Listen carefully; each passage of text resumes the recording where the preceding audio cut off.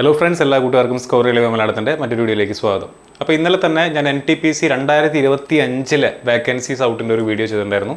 Vacancy എത്രയാണെന്നുള്ളതും അതുപോലെ തന്നെ അതിൻ്റെ ആ നോട്ടീസിനകത്ത് പറഞ്ഞിട്ടുള്ള കാര്യങ്ങൾ നമ്മൾ ഇന്നലെ നോക്കിക്കണ്ടാണ്. അപ്പോൾ അതിൻ്റെ ബാക്കി അതിൻ്റെ താഴെ കുറേ കുട്ടികൾ അതിൻ്റെ ഏജ് എത്രയായിരിക്കും, NTPC എക്സാം 2025 നോട്ടിഫിക്കേഷൻ വരുമ്പോൾ ഏജ് ലിമിറ്റ് എത്രയാണ്, വാക്കൻസി എങ്ങനെയാണ്, പോസ്റ്റുകൾ ഏതൊക്കെയാണ് തുടങ്ങിയ ചോദ്യങ്ങളൊക്കെ ചോദിച്ചിട്ടുണ്ടായിരുന്നു. അപ്പോൾ അതിന് ബാക്ക് ചെയ്തുകൊണ്ടൊരു വീഡിയോ കൂടെ ചെയ്യാമെന്നാണ് ഞാൻ വിചാരിക്കുന്നത്.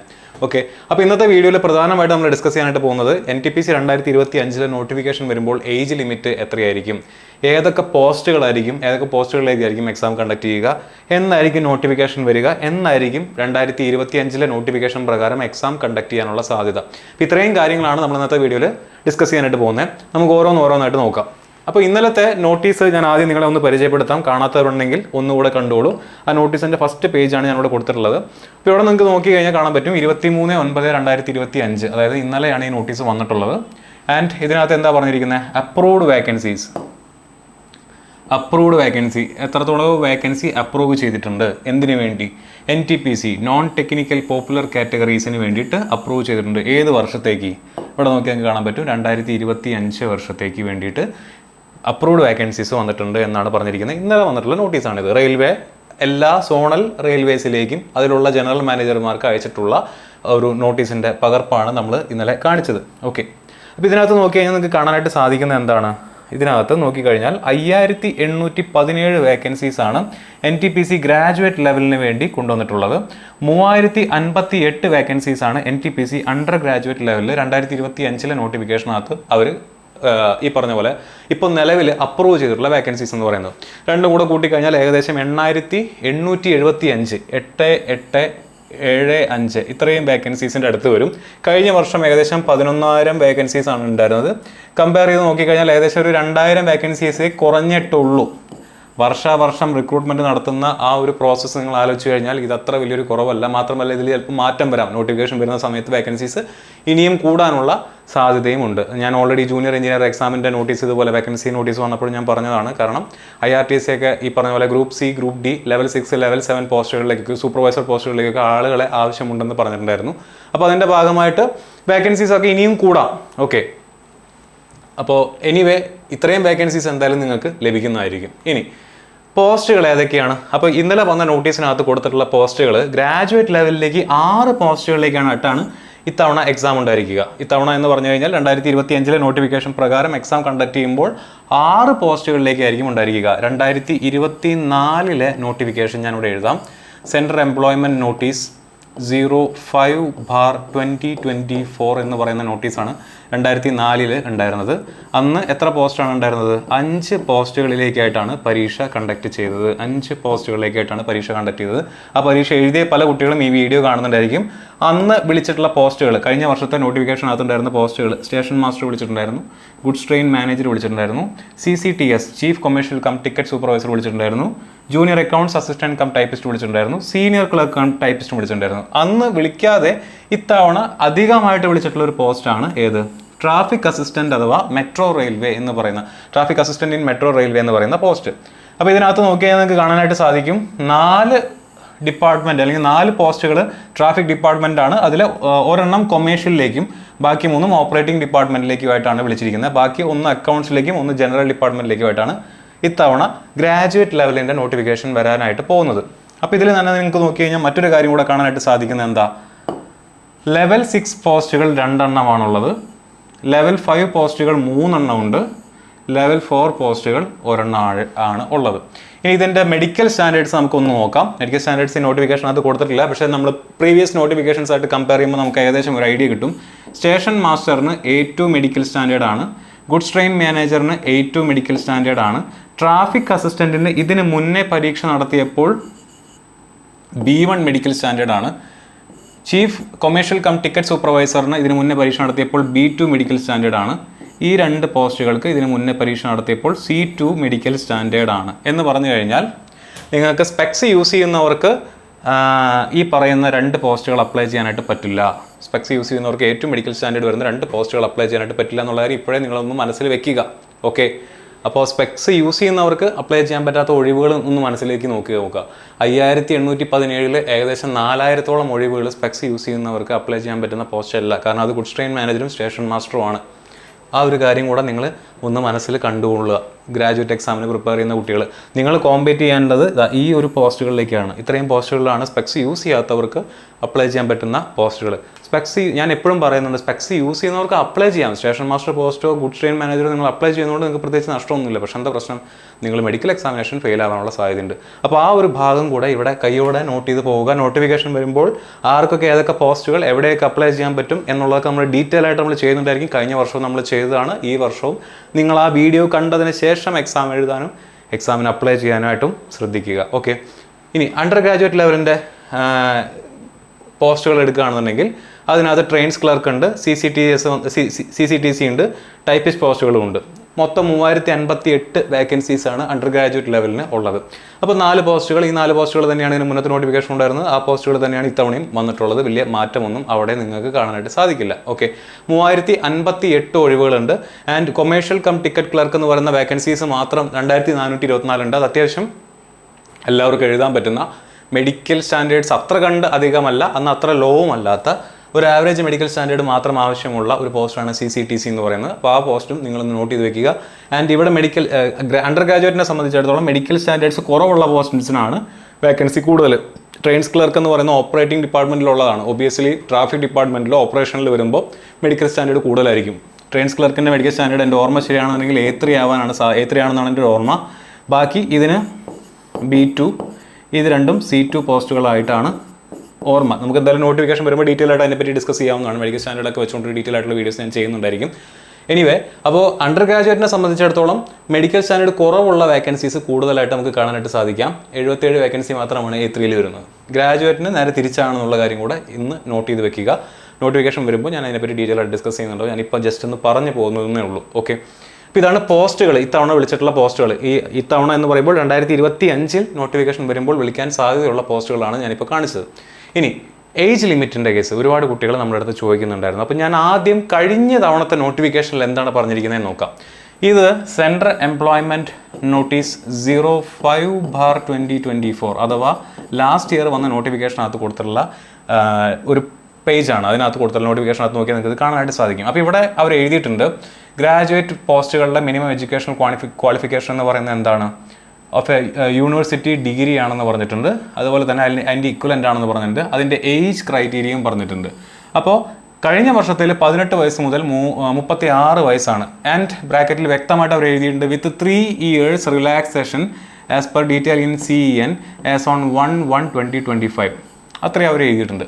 ഇനി ഇവിടെ നോക്കാം, prescribed age in normal course എത്രയാണ്? സാധാരണഗതിയിൽ അവർ ഗ്രാജുവേറ്റ് ലെവലിന് 18 വയസ്സ് മുതൽ 33 പറയുന്നത്.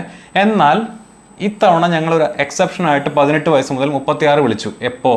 ഞാൻ പറയുന്നത് കഴിഞ്ഞ നോട്ടിഫിക്കേഷൻ, നിലവിൽ റണ്ണിങ് ആയിട്ടുള്ള നോട്ടിഫിക്കേഷൻ്റെ കാര്യമാണ് പറയുന്നത്. അവർ വ്യക്തമായിട്ട് അവർ താഴെ എഴുതിയിട്ടുണ്ട്, this includes a relaxation of 3 years in the age beyond the prescribed age limit as a one time measure due to the COVID-19 pandemic എന്ന് പറഞ്ഞു കഴിഞ്ഞാൽ ഈ വർഷം നോട്ടിഫിക്കേഷൻ, ഈ വർഷം 2025 നോട്ടിഫിക്കേഷൻ വരുമ്പോൾ നിങ്ങളുടെ പ്രായപരിധി 18 വയസ്സ് മുതൽ 33 ആയിരിക്കും ഫോർ ഗ്രാജുവേറ്റ് പോസ്റ്റ്. അത് ഉറപ്പാണ്. കാരണം 18 വയസ്സ് മുതൽ 36 കഴിഞ്ഞ വർഷം. ആൻഡ് അതെന്താണ്, അതൊരു വൺ ടൈം മെഷറാണ്.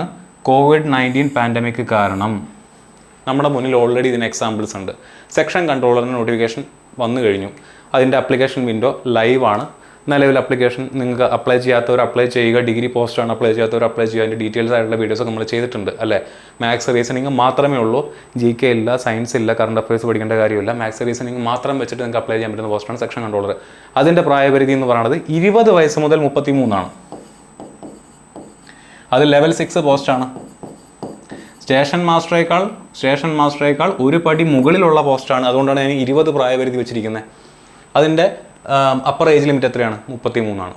അതിന് തൊട്ട് മുന്നേ വിളിച്ചിട്ടുള്ള മിനിസ്റ്റീരിയൽ പോസ്റ്റുകൾ, അതിന് തൊട്ട് മുന്നേ വിളിച്ചിട്ടുള്ള ടെക്നീഷ്യൻ പോസ്റ്റ്, അതിന് മുന്നേ വിളിച്ചിട്ടുള്ള ALP എടുത്ത് നോക്കി കഴിഞ്ഞാൽ നിങ്ങൾക്ക് ഈ തവണത്തെ 2025 നോട്ടിഫിക്കേഷൻസിനകത്തൊന്നും ഈ അധിക ഏജ് റിലാക്സേഷൻ കാണാനായിട്ട് സാധിക്കില്ല.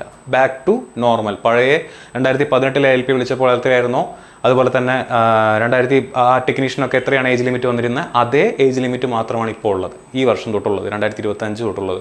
അതുകൊണ്ട് കഴിഞ്ഞ വർഷത്തെ ആ 3 വർഷത്തെ അധിക ഏജ് റിലാക്സേഷൻ നിങ്ങൾ ഈ വർഷം എക്സ്പെക്ട് ചെയ്യരുത്. ഈ വർഷത്തെ നിങ്ങളുടെ ഏജ് എന്ന് പറയുന്നത് ഡിഗ്രി ലെവലാണെന്നുണ്ടെങ്കിൽ 18 വയസ്സ് മുതൽ 33 ആയിരിക്കും. ഓക്കെ, അപ്പോൾ അണ്ടർ ഗ്രാജുവേറ്റുകാരുടെ അവസ്ഥ എന്താണ്? അണ്ടർ ഗ്രാജുവേറ്റ് എക്സാമിനാണ് നിങ്ങൾ പഠിക്കുന്നതെന്നുണ്ടെങ്കിൽ നിങ്ങളുടെ ഏജ് ലിമിറ്റ് എന്ന് പറയുന്നത് ഈ പറഞ്ഞ പോലെ 18 വയസ്സ് മുതൽ 30 വയസ്സ് വരെ ആയിരിക്കും. ചുരുക്കി പറഞ്ഞാൽ നിങ്ങളുടെ ഇപ്പോൾ 2025 നോട്ടിഫിക്കേഷൻ വരുന്ന 2025 നോട്ടിഫിക്കേഷൻ വരുമ്പോൾ 2025 നോട്ടിഫിക്കേഷൻ വരുമ്പോൾ നിങ്ങളുടെ ഏജ് എന്ന് പറയുന്നത്, നിങ്ങൾ ഓപ്പൺ കാറ്റഗറി അല്ലെങ്കിൽ EWSകാരാണെന്നുണ്ടെങ്കിൽ അണ്ടർ ഗ്രാജുവേറ്റ് നിങ്ങളുടെ ഏജ് ലിമിറ്റ് എന്ന് പറയുന്നത് 18 വയസ്സ് മുതൽ 30 വയസ്സ് വരെയാണ്. ഗ്രാജുവേറ്റ് ലെവലിൽ നിങ്ങളുടെ ഏജ് ലിമിറ്റ് എന്ന് പറയുന്നത് 18 വയസ്സ് മുതൽ 33 വയസ്സ് വരെയാണ്. നിങ്ങൾ OBC NCL certificate non creamy ലെയറിലുള്ള ആളുകളാണെന്നുണ്ടെങ്കിൽ 18 മുതൽ 33 വരെയാണ് അണ്ടർ ഗ്രാജുവേറ്റ്, 18 മുതൽ 36 വരെയാണ് ഗ്രാജുവേറ്റ്. SC ST കമ്മ്യൂണിറ്റിക്കാരാണെന്നുണ്ടെങ്കിൽ 18 തൊട്ട് 35 വരെയാണ് അണ്ടർ ഗ്രാജുവേറ്റ്, 18 തൊട്ട് 38 വരെയാണ് ഗ്രാജുവേറ്റ് ലെവൽ അപ്ലിക്കേഷൻ വരുന്നത്. അതായത് ഇതിനേക്കാൾ വിട്ട് 3 വർഷവും 5 വർഷവും അധികം. ഓക്കെ, അപ്പോൾ ഏജ് ലിമിറ്റിൻ്റെ കാര്യത്തിലും നിങ്ങൾക്ക് ഒരു ഉദാഹരണ കിട്ടിക്കാണുമെന്ന് ഞാൻ വിശ്വസിക്കുന്നു. ഇനി പല കുട്ടികളും നമ്മുടെ അടുത്ത് ഡേറ്റ് ഓഫ് ബർത്ത് പറഞ്ഞിട്ട് ഈ ഡേറ്റ് ഓഫ് ബർത്തിന് ആണ് ഞാൻ ജനിച്ചത്, അങ്ങനെയാണെന്നുണ്ടെങ്കിൽ എനിക്ക് അപ്ലൈ ചെയ്യാൻ പറ്റുമോ എന്ന് നമ്മുടെ അടുത്ത് ചോദിക്കുന്നുണ്ടായിരുന്നു. ഡേറ്റ് നോട്ടിഫിക്കേഷൻ വന്നാലേ നമുക്ക് പറയാൻ പറ്റുള്ളൂ. നോട്ടിഫിക്കേഷനകത്ത് അവർ ഡേറ്റ് പറയും. ഞാൻ നേരത്തെ കാണിച്ച ഈ പോസ്റ്ററിൽ പറയുന്ന പോലെ ആസ് ഓൺ 1/1/2025 എന്ന് പറയുന്ന പോലെ അവർക്ക് എന്ത് ചെയ്യാം, നോട്ടിഫിക്കേഷനകത്ത് അവർ ചിലപ്പോൾ പറയുന്നത് 1/1/2026 എന്നാവും എന്നാണ് ഞാൻ പ്രതീക്ഷിക്കുന്നത്. പക്ഷെ അത് ഞാൻ ഉറപ്പ് പറയാത്തത് നോട്ടിഫിക്കേഷൻ വരാത്തത് കൊണ്ടാണ്. അപ്പോൾ ഡേറ്റ് ഓഫ് ബർത്ത് തന്നിട്ട് ഈ ഡേറ്റ് ഓഫ് ബർത്തിൽ എനിക്ക് അപ്ലൈ ചെയ്യാൻ പറ്റുമോ എന്ന് ചോദിക്കുന്നവർ കുറച്ചുകൂടെ വെയിറ്റ് ചെയ്യുക. നോട്ടിഫിക്കേഷൻ വന്നാലാണ് എനിക്ക് പറയാൻ പറ്റുള്ളൂ. എനിവേ ഈ ഒരു ഡേറ്റ് നിങ്ങളുടെ മനസ്സിൽ വെച്ചേക്കുക. 1/1/2026 എന്ന് പറയുന്ന ഡേറ്റ്, അതായത് 2026 ജനുവരി 1-ാം തീയതി നിങ്ങൾ 18 വയസ്സിനും ഈ പറയുന്ന ഗ്രാജുവേറ്റ് ആണെങ്കിൽ 33, 18 വയസ്സിനും 30 വയസ്സിനും ഇടയിലുള്ള UR ഓർ EWSകാരാണെന്നുണ്ടെങ്കിൽ നിങ്ങൾക്ക് അപ്ലൈ ചെയ്യാനായിട്ട് പറ്റും. 18 വയസ്സ് മുതൽ 36-ഉം 18 വയസ്സ് മുതൽ 33-നും ഇടയിലുള്ള OBCക്കാരാണെന്നുണ്ടെങ്കിൽ നിങ്ങൾക്ക് അപ്ലൈ ചെയ്യാനായിട്ട് പറ്റും. ഈ ഡേറ്റ് വെച്ചിട്ട് മനസ്സിലങ്ങനെ കണക്കൂട്ടി പോവുക. ബാക്കി ഡീറ്റെയിൽ ആയിട്ട് നമുക്ക് നോട്ടിഫിക്കേഷൻ വന്നാലേ എക്സാക്ട്ലി ഏത് ഡേറ്റിന് ശേഷം ജനിച്ചവരെന്നുള്ളത് പറയാനായിട്ട് പറ്റുള്ളൂ. നോട്ടിഫിക്കേഷനകത്ത് അത് ഇതുപോലെ എഴുതി കാണും. മനസ്സിലാവുന്നുണ്ടോ? മോസ്റ്റ് പ്രോബബ്ലി അത് 1/1/2026 ആവാനാണ് സാധ്യത. അത് നോട്ടിഫിക്കേഷൻ വന്നാലേ നമുക്ക് ഉറപ്പിക്കാൻ പറ്റുള്ളൂ. അതുകൊണ്ടാണ് ഞാൻ അതിനെപ്പറ്റി കമൻറ്റ് ചെയ്യാത്തത്. ഓക്കെ, എനിവേ ഇത്രയുമാണ് ഒരു ഏജ് ലിമിറ്റ്. അപ്പോൾ ഇതിൻ്റെ താഴെയുള്ളവർക്ക് ധൈര്യമായിട്ടിരിക്കാം. ഈ ബോർഡർ ലൈനിൽ 33-ലും 36-ലും 38-ലും ഇരിക്കുന്നവർ, ഇവിടെയാണെന്നുണ്ടെങ്കിൽ 30, 33, 35-ൽ ഇരിക്കുന്നവർ നോട്ടിഫിക്കേഷൻ വരുന്നത് വരെ ഒന്ന് വെയിറ്റ് ചെയ്യേണ്ടി വരും. വിത്തിൻ 1 മന്തിൽ അതിൽ നമുക്ക് നോട്ടിഫിക്കേഷൻ എക്സ്പെക്ട് ചെയ്യാം.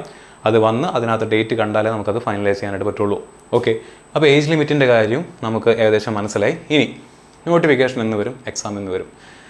2024 ഡേറ്റ്സ് ആണ് ഞാനിവിടെ കൊടുത്തിട്ടുള്ളത്. 2024 എക്സാം കണ്ടക്ട് ചെയ്തിട്ടുള്ള ഡേറ്റുകളാണ് ഞാനിവിടെ കൊടുത്തിട്ടുള്ളത്. നിങ്ങൾക്ക് അറിയാവുന്നതാണ്, നിങ്ങളിപ്പോൾ പലരും എഴുതിയിട്ടുള്ള എക്സാമും കൂടെയാണത് അല്ലേ.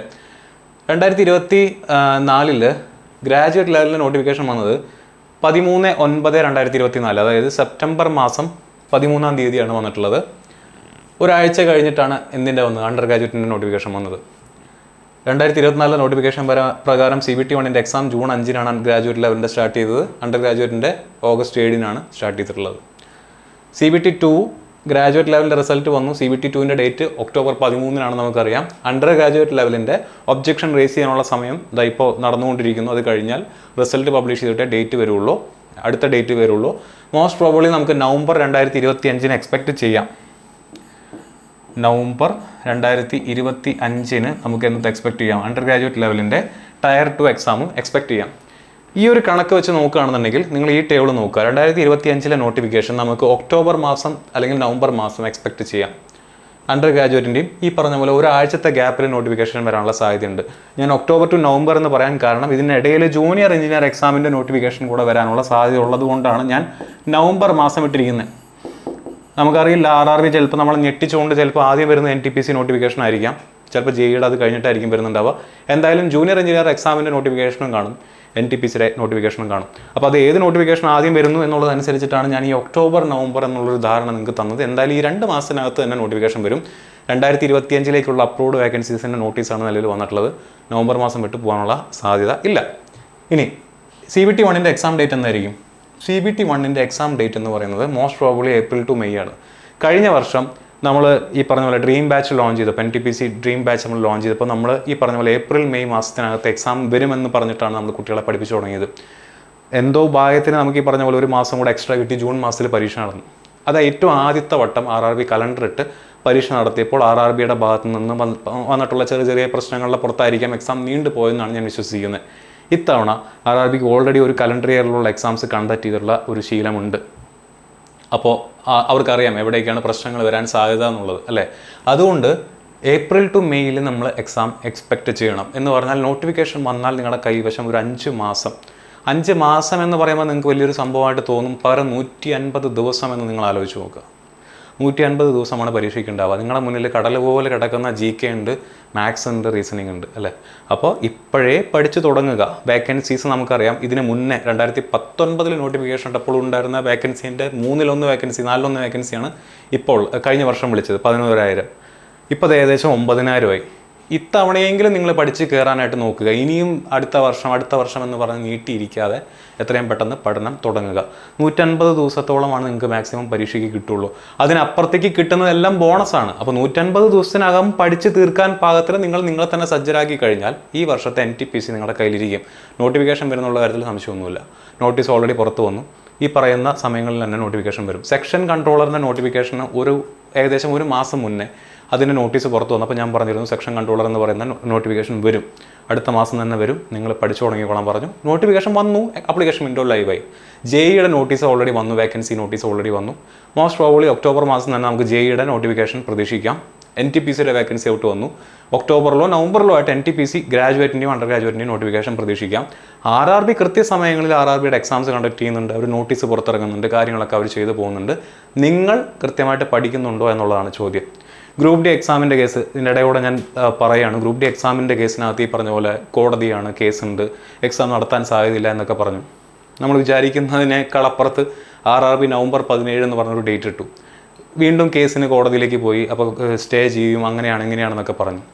RRB ഇന്നലെ അപ്ലിക്കേഷൻ സ്റ്റാറ്റസ് ലൈവ് ആക്കിയിട്ടുണ്ട്. ചുരുക്കി പറഞ്ഞാൽ RRBയുടെ പണിയെല്ലാം സൈഡിൽ കൂടെ ചെയ്ത് പോവുകയാണ്. ഇൻ കേസ് നിങ്ങളൊന്ന് ആലോചിച്ച് നോക്കുക, ഒക്ടോബർ 30 വരുന്ന കോടതി വിധിയിൽ ഈ പറയുന്ന എക്സാം കണ്ടക്ട് ചെയ്യാൻ തീരുമാനിക്കുകയാണെങ്കിൽ RRB അപ്ലിക്കേഷൻ സ്റ്റാറ്റസ് ലൈവ് ആക്കിയിട്ടുണ്ട്. എക്സാമിൻ്റെ ടെൻറ്റേറ്റീവ് ഡേറ്റ് നവംബർ 17 എന്ന് പറഞ്ഞ ഡേറ്റ് പ്രഖ്യാപിച്ചിട്ടുണ്ട്. അവർക്ക് എക്സാം കണ്ടക്ട് ചെയ്താൽ മാത്രം മതി. നവംബർ മാസം RRBക്ക് പ്രത്യേകിച്ച് കമ്മിറ്റ്മെൻ്റ് ഒന്നുമില്ല, വേറെ എക്സാംസ് ഒന്നും നിലവിൽ ഷെഡ്യൂൾ ചെയ്തിട്ടില്ല. തീർച്ചയായിട്ടും അവരെന്ത് ചെയ്യും, എക്സാം കണ്ടക്ട് ചെയ്യും. മനസ്സിലാവുന്നുണ്ടോ? അപ്പോൾ നിങ്ങൾ ഈ പറഞ്ഞ പോലെ കേസിൻ്റെ പുറകെ പോകുന്നു, കേസ് എന്തായി, കേസ് തീരുമാനമായിട്ട് പഠിച്ചു തുടങ്ങാമെന്നൊക്കെ വിചാരിച്ചിരുന്നു കഴിഞ്ഞാൽ നിങ്ങളുടെ കാര്യം പോക്കാം. അപ്പോൾ നിങ്ങൾ ചെയ്യേണ്ടത് എന്താ, എക്സാം എന്ന് പറയുന്നത് ഈ പറഞ്ഞ പോലെ മെയ് മാസമോ ഏപ്രിൽ മാസമോ എക്സ്പെക്റ്റ് ചെയ്ത് ഇപ്പോഴേ പഠിച്ചു തുടങ്ങുക. നോട്ടീസ് വന്നത് ഒരു ശുഭലക്ഷണമാണ്. കഴിഞ്ഞ NTPC നേരെ ചൊവ്വേ പഠിക്കാൻ പറ്റാത്ത കുട്ടികളുണ്ടെങ്കിൽ വേക്കൻസിയിൽ അധികമായിട്ടുള്ള ഒരു ഇടിവ് ഇത്തവണ സംഭവിച്ചിട്ടില്ല. ഇതിലെങ്കിലും പിടിക്കാനായിട്ട് നോക്കുക, ഉഷാറായിട്ട് കുത്തിയിരുന്ന് പഠിക്കുക. ഓക്കെ, നിങ്ങൾക്ക് അറിയാവുന്ന പോലെ തന്നെ നമ്മുടെ long term NTPC batch launch ചെയ്തിട്ടുണ്ട്. അതിലേക്കുള്ള അഡ്മിഷൻ ഓപ്പൺ ആണ്.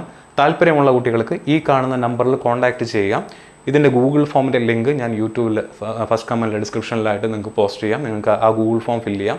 ഈ നമ്പറിൽ നിങ്ങൾക്ക് കോൺടാക്റ്റ് ചെയ്യാം. അടുത്ത വർഷത്തെ NTPC നമുക്ക് ഒരുമിച്ച് പഠിച്ച് നേടിയെടുക്കാം. ഓക്കെ, അപ്പോൾ എല്ലാവരും ഉഷാറായിട്ട് പഠിക്കുക. ബാക്കി ഇതിൻ്റെ സിലബസ് എങ്ങനെയാണ്, പഠിക്കേണ്ടത് എങ്ങനെയാണ് തുടങ്ങിയ കാര്യങ്ങളൊക്കെ ഇനി വരുന്ന ദിവസങ്ങളിൽ നമ്മൾ വേറെ വീഡിയോസിൽ ഡിസ്കസ് ചെയ്യുന്നതായിരിക്കും. എല്ലാവർക്കും ഓൾ ദി ബെസ്റ്റ്. മറ്റൊരു വീഡിയോയിൽ വീണ്ടും കാണാം.